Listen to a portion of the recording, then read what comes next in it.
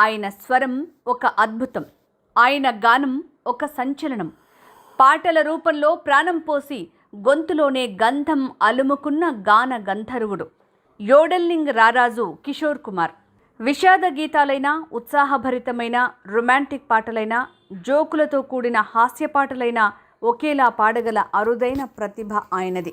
సహజంగా గాయకులు గానానికే పరిమితమవుతారు. అయితే ఇందుకు కిషోర్ కుమార్ మినహాయింపు. కిషోర్ కుమార్ గాయకుడే కాదు, సంగీత దర్శకుడు, పాటల రచయిత, హాస్యాన్ని అద్భుతంగా పండించగల నటుడు.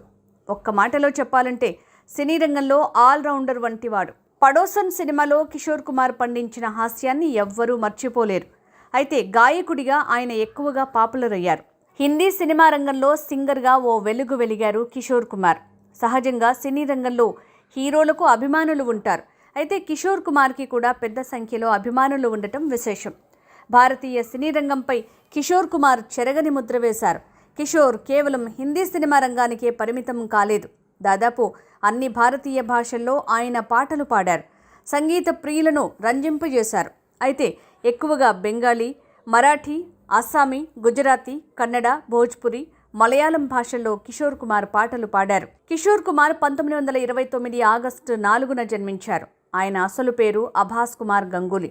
హిందీ చలనచిత్ర రంగంలో ఎంట్రీ ఇచ్చిన తర్వాత ఆయన కిషోర్ కుమార్ అయ్యారు. సుప్రసిద్ధ నటుడు అశోక్ కుమార్ సోదరుడే కిషోర్ కుమార్. నటుడిగా సినీ జీవితం మొదలుపెట్టిన కిషోర్ సింగర్గా స్థిరపడ్డారు. తొలి రోజుల్లో సైగల్ పాటలతో ఆయన ప్రభావితమయ్యారు. ఆ తర్వాత తనదంటూ స్వంత బాణీని ఏర్పాటు చేసుకున్నారు. అంతేకాదు, అనేక మంది హీరోల సక్సెస్లో కూడా కిషోర్ కుమార్ పాటలు ప్రముఖ పాత్ర పోషించాయి. రాజేష్ ఖన్నా గురించి ప్రత్యేకించి చెప్పనక్కర్లేదు. హిందీ సినీ రంగంలో తొలి సూపర్ స్టార్ ఆయన. అయితే రాజేష్ ఖన్నా సినిమాల విషయంలో కిషోర్ కుమార్ కీలక పాత్ర పోషించారు. ఒక పాట పాడుతున్నప్పుడు రాజేష్ ఖన్నా ఎలా అభినయిస్తారో కిషోర్ కుమార్ ముందుగా ఊహించుకుంటారు. రాజేష్ ఖన్నా బాడీ లాంగ్వేజ్కి తగ్గట్టుగా కిషోర్ కుమార్ పాటలు పాడేవారు.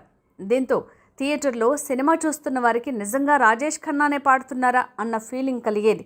రాజేష్ ఖన్నాకు పాడిన అనేక పాటలు సూపర్ హిట్ అయ్యాయి. ఇందులో జిందగీ ఏక్ సఫర్ హై పాట చాలా మందికి గుర్తుండే ఉంటుంది. అలాగే అమితాబ్ బచ్చన్ సినిమాల సక్సెస్లో కూడా కిషోర్ కుమార్ పాడిన పాటలు ముఖ్య భూమిక పోషించాయి. కిషోర్ కుమార్ పాటలు లేని అమితాబ్ సినిమాలు చాలా తక్కువ అంటారు సినీ విమర్శకులు. లావారిస్ సినిమాలో అమితాబ్ బాడీ లాంగ్వేజ్కి తగ్గట్టు మేరే అంగన్ మే అంటూ కిషోర్ కుమార్ పాడిన పాట ఇప్పటికీ చాలా చోట్ల వినిపిస్తుంటుంది. అంతేకాదు, అమితాబ్ తాగబోతు పాత్రలకు అద్భుతంగా పాటలు పాడారు. షరాబీ సినిమాలోని log కెహతా high my Sharabi who పాట ఇందుకు ఉదాహరణ. కిషోర్ కుమార్ పాటలకు ఫిదా కాని వారు ఉండరంటే అతిశయోక్తి కాదు.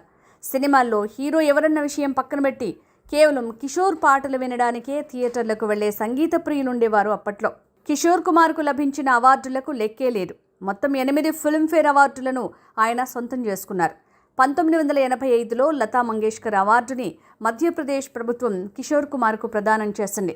అంతేకాదు, 1997లో మధ్యప్రదేశ్ ప్రభుత్వం గాయకులకు కిషోర్ కుమార్ పేరుతో అవార్డులు ఇవ్వటం కూడా ప్రారంభించింది.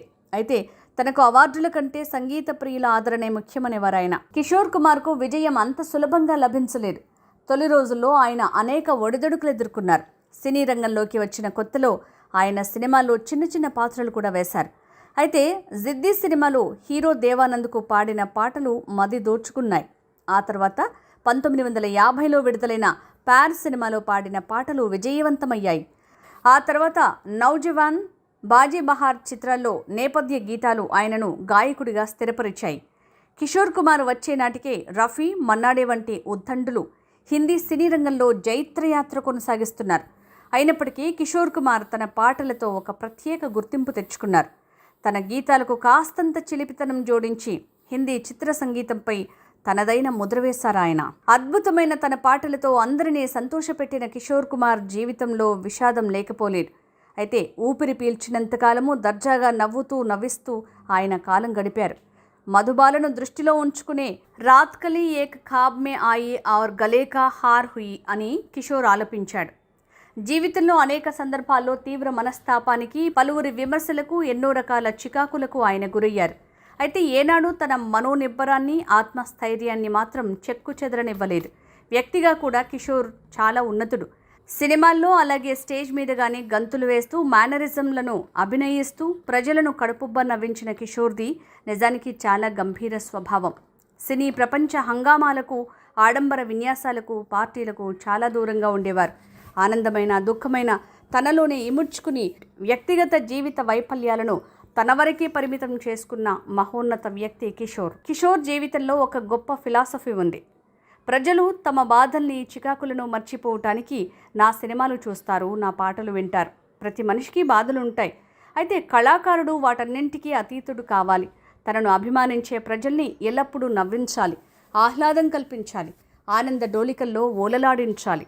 అంతేకాని మన బాధ వారికి పంచకూడదు. ఇది కిషోర్ నమ్మిన, ఆచరించి చూపిన జీవిత సత్యం. 1987 అక్టోబర్ 13న కిషోర్ కన్నుమూశారు. సంగీతం ఉన్నంతకాలం కిషోర్ కుమార్ అభిమానుల హృదయాల్లో బతికే ఉంటారు. ఆయన భౌతికంగా మన మధ్య లేకపోయినా సంగీత ప్రియుల గుండెల్లో ఎప్పటికీ సజీవుడే.